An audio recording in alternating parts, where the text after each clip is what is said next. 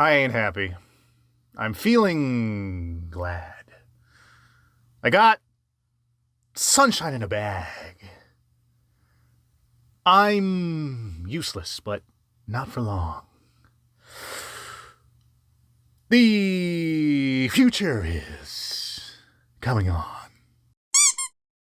What's good, people? Agent Juice reporting for duty. What do you get when you blend music and animation? Specifically, what do you get when a band decides to represent themselves in animated form? Well, you get Gorillaz, of course. Gorillaz has been around for a very long time, and I've always been aware of their music, but as of very recently, I've decided to dive into this phenom and look into it a little more thoroughly. Mainly, of course, because they are an animated band, and cartoons is what this channel is all about. So without further ado, let us go ahead and hop into our favorite vehicle so we can run over our bandmate, and then find a haunted studio where another one of our bandmates is going to be mailed to us and bust out and bust those tasty riffs just as fast as you can.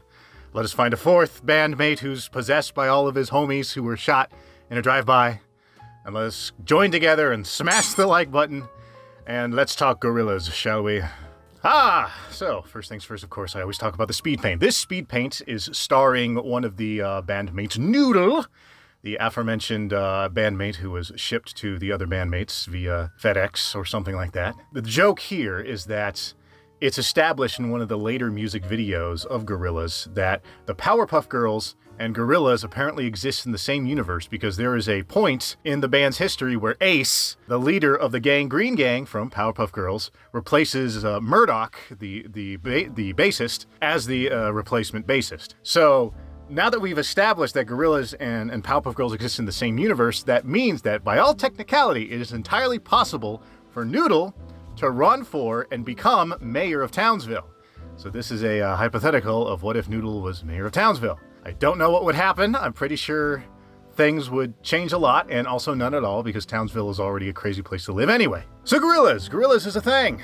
They've been a thing since, I think, like 98. And truth be told, I've never been like a huge Gorillaz fan. And for those of you huge Gorillaz fan who are watching this video, you're gonna have to bear with me for being a filthy plebeian who knows very little about Gorillaz. But I've always been really fascinated that Gorillaz is a cartoon band, right? They're represented by these animated characters. And not only that, they have this whole mountain of rich lore that goes with it, and that's really clever. There's no one who's really done that again until Metalocalypse came around and you had Death Clock, and they made a whole show around it. There's probably some other band that does the animated shtick, but Gorillaz is like the big one, right? It's the big success. It's the one that everyone really knows about.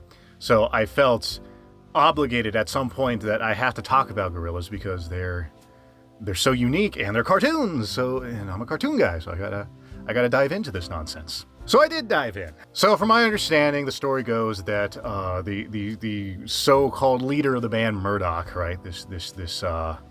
This hooligan fella from merry old England, he decided to, I'm reading my notes because there's a lot to this. He basically runs over 2D, who's like the lead singer of the band. After basically GTAing his ass, he convinces 2D to join a band, and they find a studio that's haunted, and then they find Russell, who's like the drummer, and Russell's possessed. He's possessed by his gang, who were gunned down. And then, of course, Noodle, the subject of today's Speedpaint, joins the band last. She is mailed to the studio, mail order bride style, and she pops out, this 8-year-old girl with a guitar, and she busts out those tasty riffs just as fast as she can, fueled by Satan. So now you have the band comes together, and then everything goes crazy. Okay, I'm clearly giving a very haphazard recollection of their entire lore, and it's probably very incorrect, and just probably a whole lot of you Gorillaz fans who are watching this who are wagging your fingers at me saying, how dare you get it wrong. I just wanted to dabble, but it has been made clear to me that dabbling is not enough. The main thing I really want to touch on is that this just goes to show how creative you can be with animation.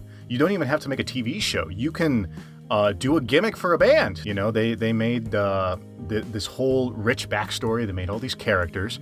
They do all these great gimmicks. You know, not only do they have their animated music videos, but they'll have spots where their characters interact with the real world. They'll have things they do with their characters doing live interviews. Like I mentioned before, the only time it's ever been done again that's of, great prevalence is Death Clock, Metalocalypse, right?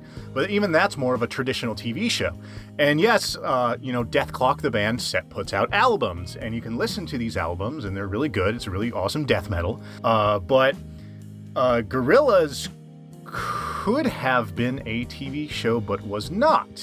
Why did they decide not to make it a TV show? Well, honestly, since it came out in like 98, it was probably not really feasible at the time.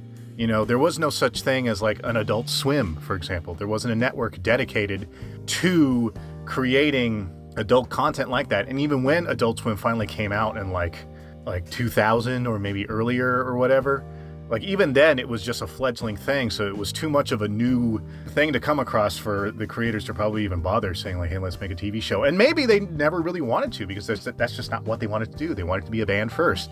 And they decided to add the animated part second, just for funsies. But you know what? It worked. Gorillaz is a whole thing. It's got a very dedicated fan base. It's got very deep lore. Each character has a whole bunch of backstory nonsense to it. It's popular enough to get a crossover with the Powerpuff Girls because the creators had to ask permission from Cartoon Network to use Ace, and they got that permission, and they were able to use them. Apparently, they wanted to get the voice actor for Ace to do like lines and everything, but that ended up being too much money, so even they have limits when it comes to almighty... What is it? Who owns Cartoon Network? Is that Time Warner or no, Viacom's Nickelodeon. Point is, there's a big spoon that probably said, we want money, otherwise you can't use the voice. And so, they had to settle. To kind of wrap it up, regardless of even just being a surface level noob as far as like getting into the phenomenon known as Gorillaz, I'm still very impressed that they were able to become what they are today. This animated band that has been as successful as they were. It really goes to show how, if you think outside the box and find a niche that has not been filled in regards to animation, you can find great success and garner a very loyal following. So anyway, I think I'll go ahead and wrap it up there for today, so you people know what to do. If you like what you see and you want to see more, go ahead and tickle those sacred buttons. Like the video, go ahead and subscribe to the channel so you know what comes next. Please, of course, comment and share. I want to hear your thoughts on this, especially if you're one of those hardcore Gorillaz fans. Go ahead and school me in the comments below. And share the video, of course. If you're watching this on minds.com, it's as easy as hitting that remind button. If you're doing it on YouTube, you're going to have to use the URL like a caveman. And of course, if you want to support me monetarily, I do have my Patreon and Subscribestar that you can subscribe to. It doesn't matter which tier that you choose, you all get the same stuff. You get to have the long sketch of this drawing I'm making right now. You get to see the full 2 or 3 hour fiasco as I make it.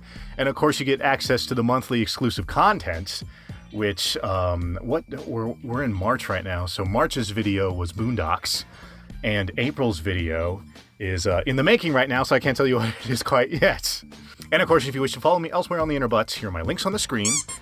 But pay attention to minds.com because it's the alternative website, unless you're already watching it on minds.com, in which case, good on ya. And yeah, with all that said, I thank you for spending this time with me.